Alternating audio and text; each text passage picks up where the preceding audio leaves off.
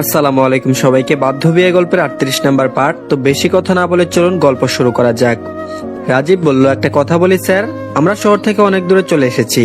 এখন যদি আবার ফিরিতে অনেক রাত হয়ে যাবে, সকলে ক্লান্ত, আবার এত দূর ড্রাইভ করাও সম্ভব না। আমরা মনে হয় আশেপাশে কোনো হোটেলে উঠতে পারি, রেস্ট নিয়ে সকালে রওনা দেব। সাইমন কিছুক্ষণ ভেবে গম্ভীর স্বরে বলল, আচ্ছা তোমার পরিচিত কোনো হোটেল থাকলে খোঁজ করো, সবাই গাড়িতে উঠো। রাজীব মাথা নেড়ে রাজি হলো। সে আর সাইফান এক গাড়িতে উঠলো, আরেকটা গাড়িতে বসলো সাইমন আর নাফিসা।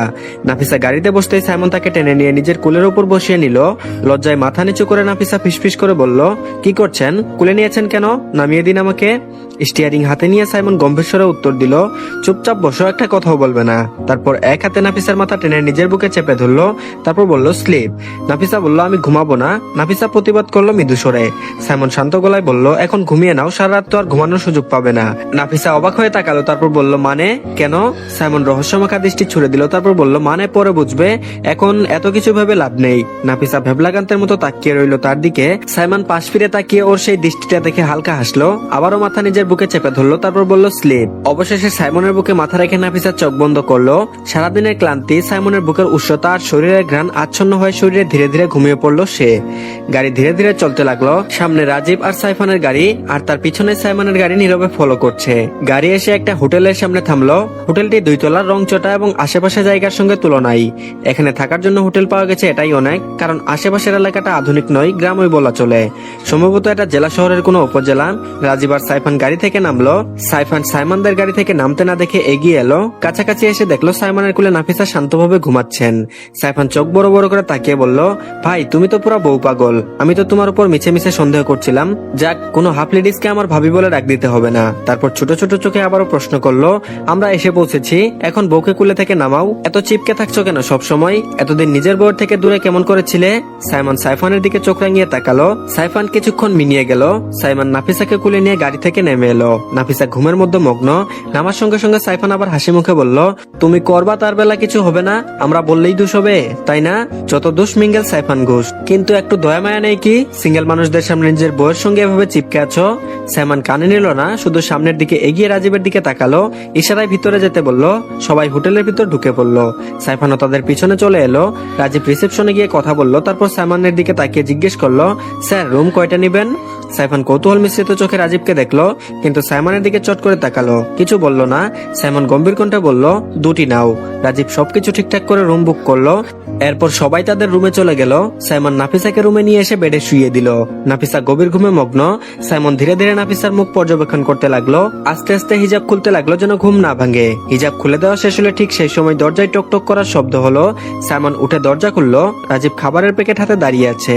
সাইমন খাবারের প্যাকেট নিয়ে আবার দরজা বন্ধ করতে গেলে ঠিক সেই সময় সাইফান উকি দিয়ে বলল, ভাই আমার ছোটকে আমি থাকতে দিব না। তুমি যে পরিমাণে নির্লজ্জ হয়েছো, আমাদের সামনে মানছো না কিছু। দুইজন এক রুমে থাকলে কি করবে? সাইমন হালকা বিরক্ত হয়ে ওর মুখের সামনে দরজা বন্ধ করে দিল। সাইফান বলল, রাজীব ভাই তুমি দেখলে তো তোমার স্যার কিরকম? রাজীব হাসতে হাসতে বলল, হ্যাঁ তুমি পারো বটে সাইফান, এত কথা বলতে চলো এখন আমাদের রুমে যাই। সাইফান বলল, হ্যাঁ চলো রাজীব ভাই, তুমি আর আমি মিলে আজকে রোমান্স করি। কথা শেষ করে সাইফান কোমর দুলিয়ে মেয়েদের মতো করে রাজীবের বাহু ধরলো। তারপর বলল, আচ্ছা রাজীব ভাই তোমার কোনো গার্লফ্রেন্ড আছে কি? রাজীব মাথা কেবল নাড়ালো, তারপর বলল, আছে, কয়দিন পর বিয়ে হবে আমাদের। সাইফান বলল, কি বলো রাজীব ভাই, তোমাদের সবার আছে আমার কিছু নেই? হাই আমি কি করি, হতাশ হয়ে যাচ্ছি। তারা দুজন রুমে ঢুকলো। রাজীব দরজা বন্ধ করলো। পিছনে ফিরে দেখলো সাইফান এখন খাটের উপর শার্টপাট হয়ে শুয়ে আছে। রাজীব খাটের পাশে বসতে এগুলেই সাইফান হঠাৎ লাফ দিয়ে শোয়া থেকে উঠে বসে পড়লো। রাজীব চমকে একটু ভীতচকিত ভাবে স্থির হয়ে দাঁড়ালো। সাইফান খুশিতে ঝুঁকে এসে রাজীবের হাত ধরে পাশে বসালো। তারপর লাজুক ভঙ্গিতে বলল, রাজীব ভাই তুমি কোনোদিন মানে রাজীব সাইফানের দিকে তাকিয়ে বলল, মানেটা কি বলো? মানে কি? সাইফান একটু লজ্জায় মুচকে এসে বলল, রাজীব ভাই তুমি ঠুটটা। তারপর সাইফান ঠুট পাউন্স করলো, তারপর বলল, এটা খেয়েছো? রাজীব তার ভঙ্গিমা দেখে শব্দ করে হাসতে শুরু করলো। তারপর বলল, হেসো না তো বাল, বলো না। সাইফান আবার চিড় ধরলো। রাজীব কেবল মাথা নাড়িয়ে হ্যাঁ জানালো। সাইফান উত্তেজিত হয়ে চিৎকার করলো, তারপর বলল, ফিলিংস কেমন গো, বলো না। রাজীব শান্তভাবে তাকিয়ে বলল, অমৃত। সাইফান আবারও ছটফট করতে লাগলো, তারপর বলল, এরকম ফিলিংস আমি কবে পাবো? আমি খেলবো না, আমি বিয়ে করব, অমৃত খেতে চাই আমিও। রাজীব হাসতে হাসতে খাটের উপর শুয়ে পড়লো পেট চেপে। আর এদিকে সাইমন খাবার নিয়ে দরজা বন্ধ করে পিছনে ঘুরতেই দেখলো নাফিসা ঘুম থেকে উঠে বসে আছে।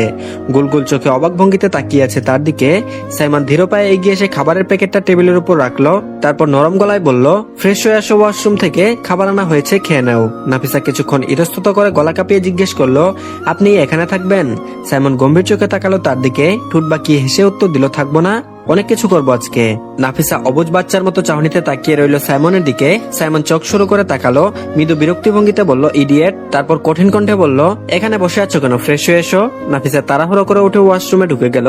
কিছুক্ষণ পর ফ্রেশ হয়ে বেরিয়ে এলো। বেরিয়ে এসে দেখলো সাইমন খালি গায়ে শুধু একটা প্যান্ট পরে খাটের উপর বসে ফোনে কারোর সঙ্গে কথা বলছে। শক্ত বুক, প্রশস্ত কাত আর গম্ভীর্য ভরা চেহারা দেখে নাফিসার বুক কেমন যেন কেঁপে উঠলো। তার চোখ যেন অজান্তেই সাইমনকে গিলে খাচ্ছে। কথা শেষ করে ফোনটা রেখে ঘুরে তাকাতেই সাইমন লক্ষ্য করলো নাফিসা চুপচাপ তাকিয়ে আছে তার দিকে। সাইমন হালকা হেসে বলল, এভাবে তাকানোর কিছুই নেই, সবাই তো তোমার, পালিয়ে যাচ্ছি না, পরে মন ভরে দেখতে পারবে, এখন এসো, বসো, খেয়ে নাও। নাফিসা লজ্জায় মাথা নিচু করে গুটি গুটি পায়ে এগিয়ে এসে খাটের উপর বসলো। সাইমন ওয়াশরুমে গিয়ে নিজে ফ্রেশ হয়ে এলো। ফিরে এসে খাবারের প্যাকেটটা খুলে নাফিসার সামনে বসলো। ভাত মাখতে মাখতে এগিয়ে দিল তার দিকে। নাফিসা লজ্জায় তাড়াহুড়ো করে বলল, আমি নিজেই খাচ্ছি, আমাকে খাওয়াতে হবে না। সাইমন চোখ গম্ভীর করে ধমকে উঠলো, তারপর বলল, তোমাকে না বলেছি চুপচাপ বসো, বেশি কথা শিখে গেছো তাই না? ধমক খেয়ে নাফিসা গুটিসুটি মেরে চুপ হয়ে গেল। সাইমন নিজের হাতে ভাত মাখিয়ে একে একে নাফিসার মুখে তুলে দিতে লাগলো। মাঝে মাঝে নিজেও খাচ্ছে। খাওয়া শেষ হলে প্যাকেটটা তুলে ডাস্টবিনে ফেললো সাইমন। তারপর ওয়াশরুমে গিয়ে হাত মুখ ধুয়ে এলো। ফিরে এসে দেখলো নাফিসা খাটের উপর গোল হয়ে বসে আছে। সাদা রঙের কলেজ ড্রেস পরা, চুলগুলো এলোমেলো হয়ে আছে, তবুও দেখতে মায়াবী লাগছে। সাইমন দাঁড়িয়ে কয়েক মুহূর্ত চুপচাপ তাকিয়ে রইল তার দিকে। সাইমন ধীর পায়ে এগিয়ে এলো নাফিসার দিকে। এক মুহূর্তের জন্য সামনে দাঁড়িয়ে রইল, তারপর এগিয়ে গিয়ে এমনি লাইট অফ করে ডিম লাইট জ্বালিয়ে দিল। ঘরের লাইট অফ করে দেওয়ায় নাফিসা কিছুটা জড়সড় হয়ে বসলো। তারপর বিছানার কাছে এসে ধীরে ধীরে খাটের উপর এক পা রেখে আরেক পা ঝুলিয়ে বসলো। রুমের ভিতর দেওয়াল ঘড়ি তখন টিকটিক করে এগিয়ে চলছে। সাইমন একবার চোখ তুললো সেই ঘড়ির দিকে, কাঁটা তখন 12তে পৌঁছেছিল। নাফিসা গোল গোল চোখে তাকিয়ে আছে কেবল সাইমনের দিকে। বুকের ভেতর দম বন্ধ করা উত্তেজনা, ঠোঁট কাঁপছে, শ্বাস প্রশ্বাস যেন ভারী হয়ে আসছে। হঠাৎ সাইমন ঝুঁকে পড়লো, দুই হাত দিয়ে নাফিসার দুই পাশ আটকে দিয়ে বন্দি করে ফেললো নিজের মাঝে। তারপর এক নিঃশ্বাসে ঝাঁপিয়ে পড়লো নাফিসার অধরে। আকস্মিক আঘাত সামলাতে না পেরে নাফিসা চিত হয়ে পড়ে গেল খাটে। সাইমনের ওজন, তার নিঃশ্বাসের গরম ছোঁয়া, আবার হঠাৎ পাওয়া এই আঘাতে পুরো শরীর যেন কেঁপে উঠলো। অপ্রস্তুত অবস্থায় পড়তে দেখে সাইমন নিজেও খানিকটা হতবাক হলো। তারপর দাঁতে দাঁত চেপে ওর দিকে তাকিয়ে বলল, ইডিয়েট, এটুকু সামলানোর মুরত নেই, আবার আমার কাছে নিজের ভালোবাসা স্বীকার করতে আসো? নাফিসা আঁখি পল্লব তখন টইটুম্বুর অশ্রুতে ভরে গেল। সেই পানি দেখে সাইমন ভেতরটা যেন আরো গলতে লাগলো। ধীরে ধীরে ও নাফিসার শরীরের উপর আদশোয়া হয়ে এলো। ঠোঁটে শুকনো একটা চুম্বন এঁকে দিল। তারপর ধীরে ধীরে মুখ গুজে দিল ওর গলায়। নাফিসা গুমড়ে উঠলো, কিন্তু সাইমনের স্পর্শ থামলো না। গলার কাছে মুখ গুজে রেখে ধীরে ধীরে ওর কানের কাছে চলে এলো। কানের লতিতে আলতো করে ঠোঁট ছুঁয়ে ফিসফিস করে বলল, happy fourth marriage anniversary, you will be my little one forever. বিবাহের 4র্থ বার্ষিকী শুভ হোক তোমার, তুমি চিরকাল আমার ছোট্টটি থাকবে। আবারও নাফিসার গলায় চুম্বন রাখলো, নিজের নাক ঘষে দিল ওর কোমর গলায়। মৃদু হাসি দিয়ে আবারও বলল, মাই পকেট সাইজ হ্যাপিনেস, তুমি আমার পকেট ভর্তি সুখ। নাফিসা স্তব্ধ হয়ে রইল। কানে বাজতে লাগলো সাইমনের প্রতিটি শব্দ। মুখ থেকে শব্দ বেরোতে গিয়েও পারলো না। শরীরের ভেতর উত্তাপ ছড়িয়ে পড়ছে, তবুও যেন পালাতে পারছে না সেই জাদুকরী আবেশ থেকে।